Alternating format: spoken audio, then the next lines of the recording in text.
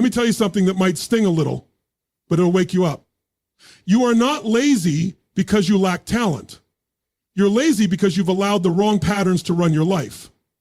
And here's the truth. Any pattern that's been created can be destroyed and rebuilt. Laziness is not a personality trait. It's a loop, a habit loop of comfort, hesitation, and distraction. You wake up, you feel tired. You scroll, you delay, and before you know it, another day's gone. And if you let that happen long enough, it starts defining your life. But you are not meant to live in survival mode. You are built for purpose, not passivity. Now, here's what most people don't understand. Energy doesn't come from energy drinks or motivation videos. It comes from purpose. You move faster when what you're chasing means something to you. Emotion creates motion. The reason you're still stuck is because you haven't tied your actions to something that sets your soul on fire. You haven't connected your daily tasks to a future that excites you. The next thing is this. Your standards are silently deciding your fate. If you accept excuses, if you let yourself skip the workout, if you keep saying, I'll start tomorrow, then tomorrow becomes next week, and next week becomes next year. Raise your standard. Make laziness unacceptable. Tell yourself, this is no longer who I am. But here's the trap. You can have all the fire in the world, but if your environment is built to distract you, you're going to lose.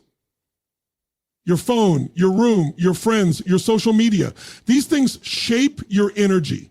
They either pull you toward growth or numb you into delay. Want to kill laziness? Start by mastering your space. Surround yourself with drive, not distractions. Now let's talk about discipline. Everyone talks about motivation, but that's not what gets you results. Motivation comes and goes. Discipline is built through repetition. Do it when you don't feel like it. Do it when no one's clapping. That's where your new identity's formed. The person you admire, the one who gets things done, they're not more gifted than you. They're just more consistent. And this is the final shift. Start living for your future self, not your current mood. The person you want to become, the stronger, sharper, more alive version of you, is begging you to show up today. Not perfectly, just consistently. When you start acting like the future version of yourself, laziness can't survive. You stop choosing what's easy and start choosing what builds you. So let me ask you now, how much longer are you going to let the old version of you make decisions for your life? The comfort zone feels good in the moment, but is quietly stealing your potential. This is the moment you draw the line. You kill laziness by starving it. You take control of your life by deciding that from this moment on, you move, you rise, you take back your time, your focus, and your power. Because nothing changes until you do. You've probably told yourself at some point, I'm just lazy, as if laziness is some fixed part of your identity. But here's what most people don't understand. It's not who you are, it's what you've repeated. Laziness isn't a flaw in your character, it's a deeply ingrained pattern. And the more you reinforce that pattern through behavior, the more it becomes part of your automatic identity. But if something can be trained into you, it can also be trained out. That's the starting point of change. Because if you believe laziness is who you are, you'll never try to fight it. But if you realize it's just a habit loop, a pattern, you can break it. You can dismantle it and rebuild something stronger in its place. Every habit, every behavior, and every reaction in your life is rooted in repetition. The first time you skip a task, procrastinate on a decision, or scroll instead of showing up, your brain takes note. It feels a little guilty at first, maybe a little anxious, but it also feels comfort, and that comfort becomes familiar. Familiarity becomes preference. And over time, preference becomes identity. You've trained your nervous system to choose comfort over progress. That's all laziness is. A system of shortcuts and mental rehearsals your brain clings to because it's easier than effort. This isn't about shame or judgment. It's about awareness. You didn't consciously choose to become lazy. It wasn't one decision. It was a series of small decisions that went unnoticed. A few extra minutes in bed, one more episode, putting off the workout until tomorrow. And over time, those micro decisions built a macro reality. They created the version of you that now feels stuck, tired, unmotivated. But that version of you is not final. It's just rehearsed. What you rehearse, you reinforce. So if you want to change your reality, you have to interrupt the rehearsals. You have to start rewiring your brain to seek progress instead of avoiding pain. That means you must become hyper-aware of your patterns, not in a vague way, but in a detailed, precise way. When do you procrastinate most? What triggers it? What time of day? What's your body language like when you're putting things off? Laziness thrives in unconscious repetition. The moment you shine a spotlight on it, you strip it of its power. Now here's where science backs this up. Your brain has a reward system that craves dopamine, the chemical that gives you a sense of pleasure and satisfaction. The problem is, quick hits like scrolling, junk food, or endless entertainment flood your brain with dopamine with little effort. So your brain gets addicted to easy wins. That's the biochemical side of laziness. You've trained your brain to seek maximum pleasure with minimum investment. And unless you consciously shift what your brain finds rewarding, you'll keep choosing laziness, not because you want to, but because your system is rigged for it. So what's the antidote? You have to teach your brain to enjoy the grind. You have to make effort feel good again. And the only way to do that is to start winning at small, controlled levels. Make your bed, take a cold shower, finish that one task you've been putting off. Not because these things will change your life by themselves, but because they send a new message to your nervous system. I'm in control now. Each tiny action becomes a vote for a different identity. And when you stack enough of those votes, you create momentum. And when you build momentum, you build belief. Belief is everything.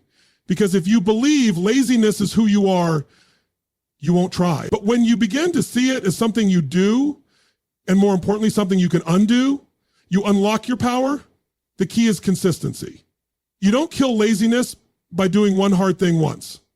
You kill it by doing one intentional thing every day until laziness becomes unnatural, until action feels automatic, until you no longer identify as the person who tries to change, but as the person who has changed. This isn't magic. This is mastery. It's psychology. It's neuroscience. And it's the brutal honesty of taking responsibility for the patterns you've allowed and deciding to rewrite them. You don't need a miracle. You need to interrupt the pattern. You need to break the cycle and replace it with something real, something lasting, something rooted in self-respect. Because once you do that, you stop negotiating with your potential. You stop making room for excuses, and you start building a life that moves, a life that creates, a life that proves. Every single day, that laziness was never who you were. It was just a pattern you forgot to challenge. People think they need more motivation to get moving.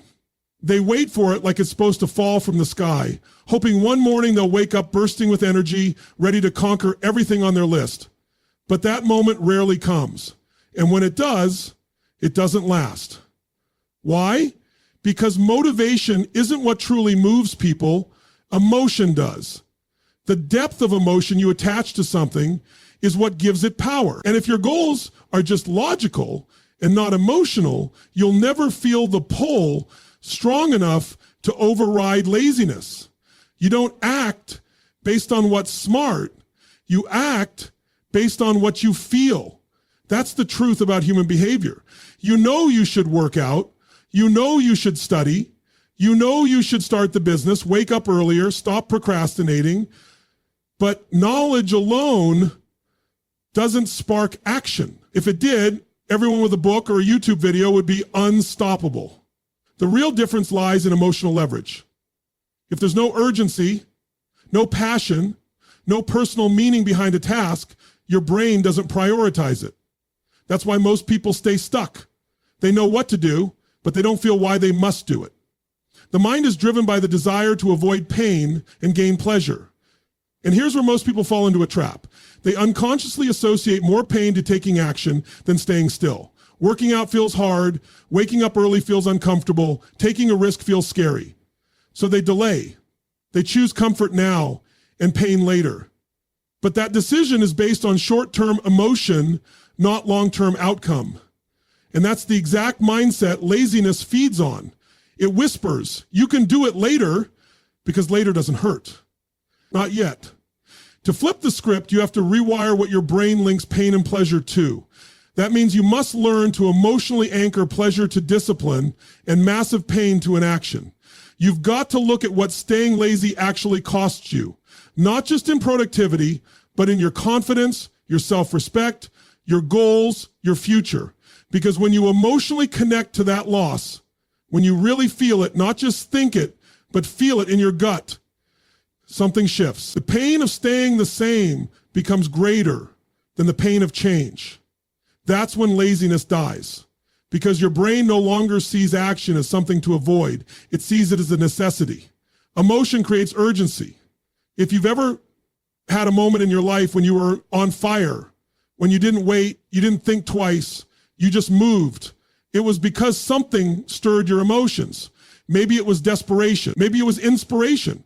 Maybe someone told you you couldn't do it and you had to prove them wrong. Whatever it was, it activated something deeper than logic. It activated your drive. And that drive came from emotion, not thought. You can't fight laziness with logic. You fight it by feeling something powerful enough to override the excuses. You have to tie your actions to something bigger than the task itself. You're not just going to the gym. You're proving to yourself that you don't quit on your health. You're not just studying, you're building the future no one else will hand you.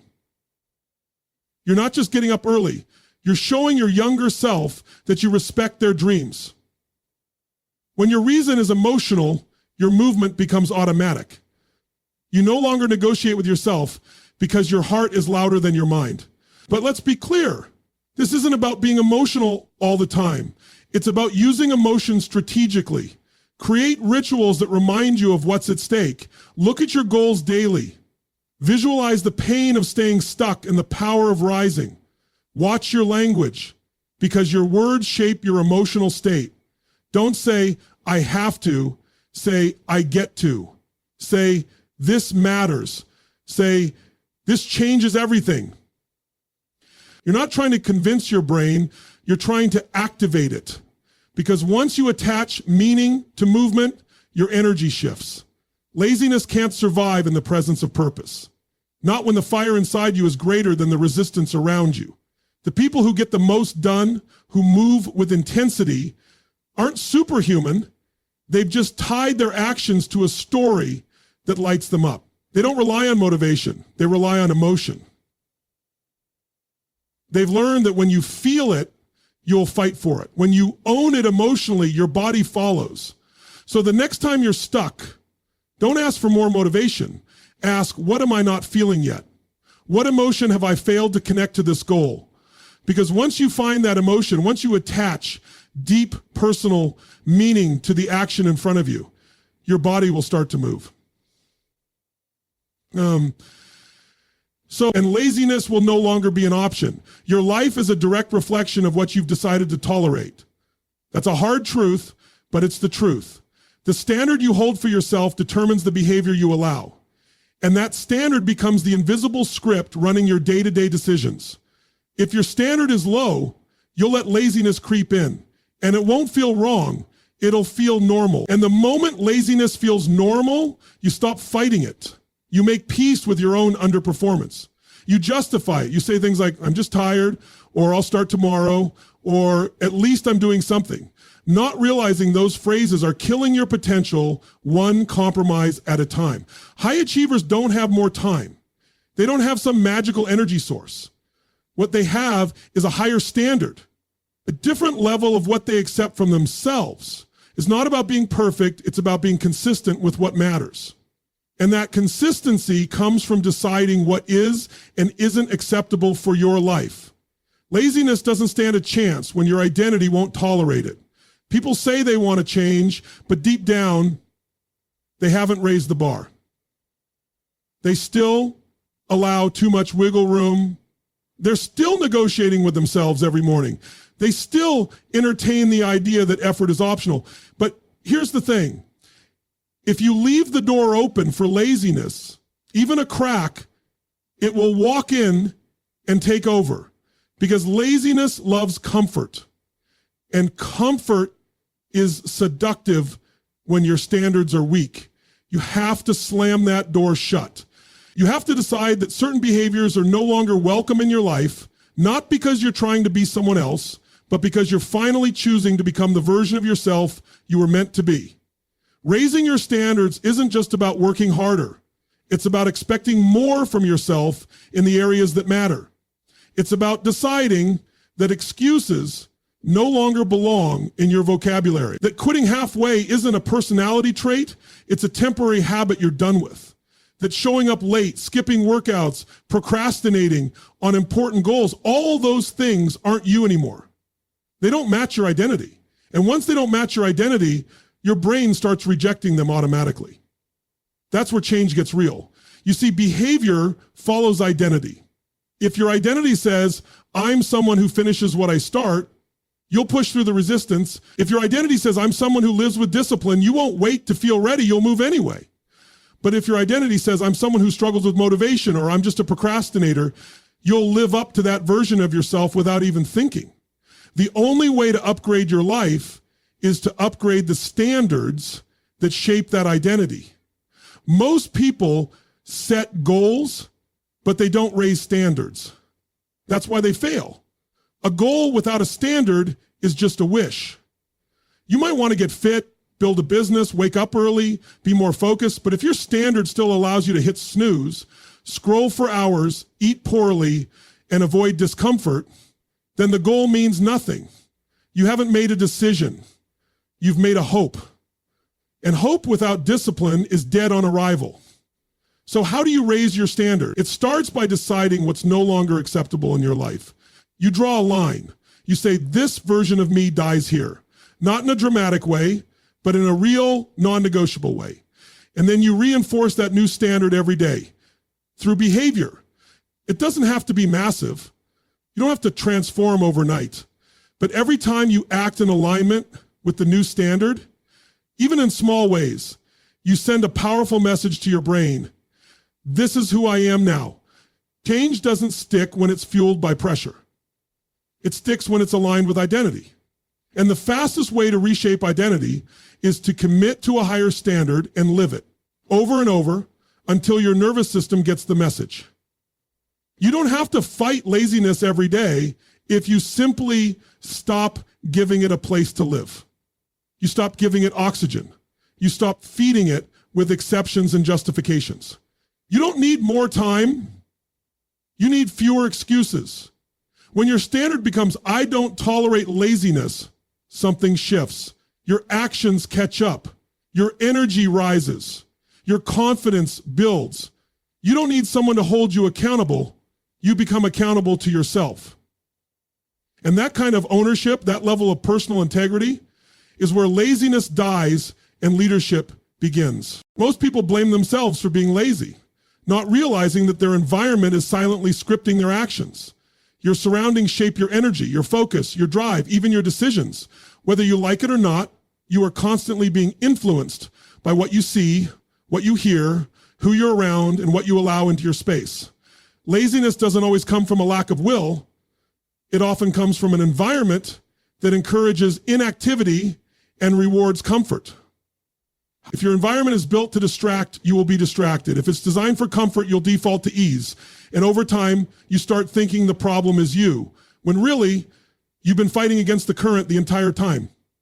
There's a reason highly productive people fiercely protect their space. It's not about being obsessive. It's about understanding the science. Your brain is constantly scanning your environment for cues, signals, and patterns. If every time you sit at your desk, you open a new tab to scroll, or you keep your phone within arm's reach, you're training your brain to associate that space with avoidance, not action. If your room is cluttered, if your notifications are always on, if your workspace is shared with entertainment, your focus never stands a chance. You're not failing, you're trying to focus in a place designed for distraction. Think about this. The average person checks their phone over 100 times a day, not because they want to, but because their environment allows it.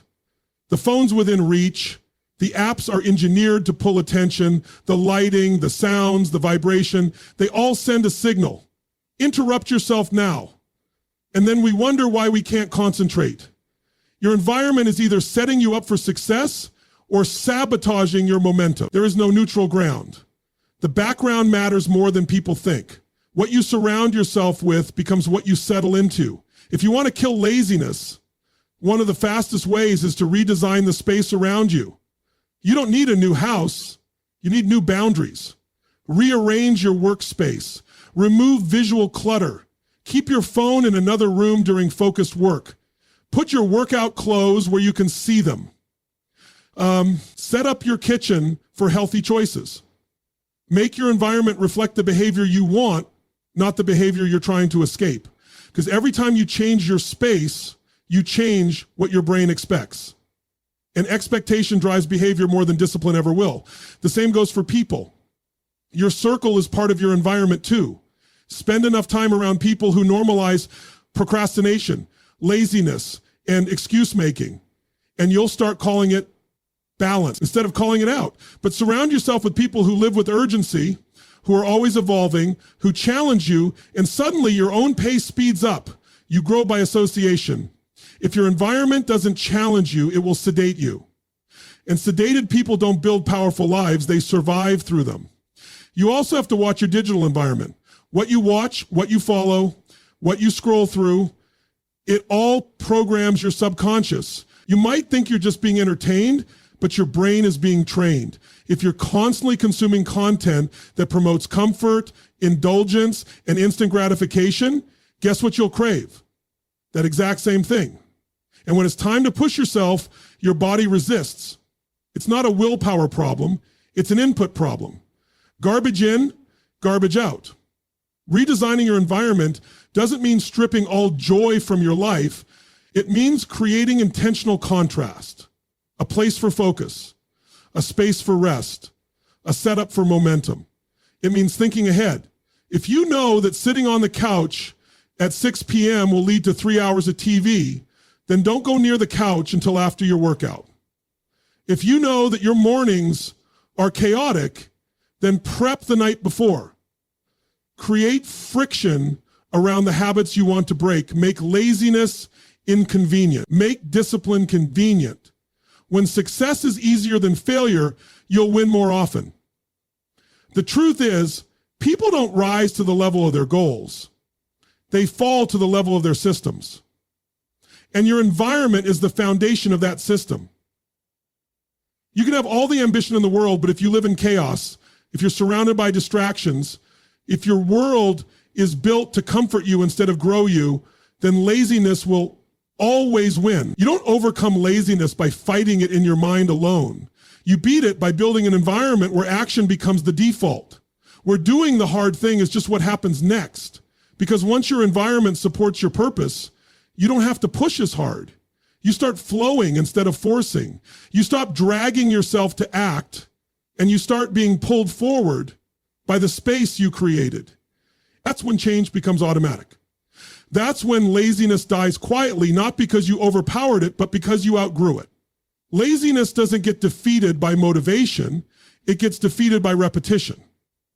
Too many people wait to feel ready before they act, but that's not how the human mind is designed to function at its best. If you only take action when you feel like it, you'll stay stuck in a cycle of inconsistency and guilt. You'll keep starting and stopping. You'll have short bursts of effort followed by long stretches of delay. The secret isn't about feeling inspired all the time. The real secret is showing up whether you feel like it or not until that action becomes a part of who you are. Discipline is not some superpower reserved for the few. It's not born, it's built. And it's built in the trenches through doing the things you don't want to do when the excitement is gone. Repetition is what turns effort into identity. The more you do something, the less resistance you face. Your brain begins to adapt. The activity that once felt uncomfortable becomes natural. And this is where people misunderstand discipline. It's not about forcing yourself endlessly. It's about getting to a place where what once felt hard becomes automatic. But you don't reach that place without a season of repetition, even when it's inconvenient, even when no one is watching. In the beginning, discipline feels unnatural because your mind and body are addicted to ease. You've been living in a world where convenience is king. Instant gratification is everywhere. Everything is built to make things quicker, easier, and more pleasurable. So when you choose discomfort, when you choose to get up early, to train your body, to push past distractions, it feels like resistance. But what you're really doing is rewiring your brain. You're giving yourself a new standard to live by. You're teaching your nervous system that consistency matters more than comfort. And here's the truth. Discipline gets easier, but only if you earn it through repetition. Most people never stick with it long enough to see that breakthrough. They quit at the first sign of resistance. They tell themselves the lie that they're not motivated enough or that they just aren't wired that way, but that's not true. What's really happening is that they haven't been consistent long enough to feel the momentum. Because repetition doesn't just change behavior, it changes belief. It reshapes the way you see yourself. Each time you show up, you're casting a vote for the kind of person you want to become. And when you've cast enough votes, you no longer have to force yourself. You just act in alignment with the identity you've already built. Laziness doesn't die because you had one powerful day. It dies because you had 100 average ones that you didn't skip. It dies in the quiet moments, the unseen hours, the days when nobody's clapping, but you still get the job done. The grind is not glamorous, but it's sacred. It's where the gap between who you are and who you could be gets closed, little by little, brick by brick. And if you want a life that rises above mediocrity, you've got to be willing to do ordinary things with extraordinary consistency. The best performers in the world don't rely on motivation, they rely on habits. They don't decide each day whether they're going to act. They've already decided once, and now they're just honoring that decision over and over again. They've built systems that support their mission. And here's the good news. You can do that too. Start with one habit, one routine, one ritual you follow no matter what. Make it so small that it's impossible to fail. Then repeat it until your brain no longer sees it as optional. It becomes your new normal. You don't need to be perfect, you just need to be consistent. Because consistency compounds. Small wins stack up. They become the foundation of something massive. And the truth is, it's not the big, bold moves that change your life. It's the quiet daily disciplines you think no one notices. But you notice. Your confidence notices. Your momentum notices. And eventually, so does the world. Repetition is the great equalizer. It doesn't care where you came from. It doesn't care how you feel today. It only rewards one thing, action. And the more you act, the stronger you become, not just physically, but mentally, emotionally, and spiritually. Discipline is forged through fire, and repetition is the flame. So if you want to kill laziness, stop waiting to feel ready. Stop hoping for motivation to save you. Just show up again and again and again until the world no longer sees you as someone trying to change, but as someone who already has. One of the greatest traps people fall into is letting their current emotions dictate their actions. They make decisions based on how they feel right now instead of who they want to become. That's where laziness wins, when you live according to the moment, not according to your mission. Because the truth is, the person you are today is not always going to feel like doing the hard things. But the person you want to become, they already live on the other side of discipline. The challenge is bridging that gap, acting from the mindset of your future identity instead of your current emotions. Right now, your brain is wired for comfort. It wants safety. It wants ease. It wants to avoid anything that feels uncertain, uncomfortable, or difficult. So when it's time to wake up early, push through the workout, finish the project, or take that risk, it starts negotiating. It whispers, not now, let's wait. Let's rest. Let's do it tomorrow. And if you obey those signals, you strengthen the identity of someone who backs down. The more you listen to your feelings, the more you feed the version of you that stays the same. But the moment you start making decisions based on who you want to become, not how you feel, you create an identity shift. That's the difference between staying stuck and becoming unstoppable. You don't overcome laziness by fighting it every time it shows up. You overcome it by becoming the kind of person who no longer entertains it. The kind of person who moves forward not because they feel motivated, but because they've made a decision to live a different story. When your identity is rooted in purpose, your actions stop depending on convenience. And that's when laziness loses its grip. You start to move not out of pressure, but out of alignment. Your behavior begins to match your vision. The reason most people stay trapped in laziness isn't because they're weak. It's because they're still identifying with the version of themselves that's scared to grow. They're stuck in their past. They carry old beliefs like I always quit, or I can't focus, or I've never been disciplined. And those beliefs become identity. But the truth is, you're not bound to who you were. You're building who you're becoming. Every decision you make is either a vote for the old you or the new you. The question is, who are you casting your votes for? You have to become emotionally connected to your future. You have to see yourself clearly, not just where you are, but where you're going. Visualize it, feel it, speak it. Let it become so real that it pulls you forward. Because when your future is stronger than your current temptation, you win. And here's the thing, your mind is always looking for leadership. If you don't lead it, it will follow whatever emotion shows up first. But if you lead it with vision, intention, and commitment, your body will follow. Most people are living in reaction mode. They wake up and respond to the day.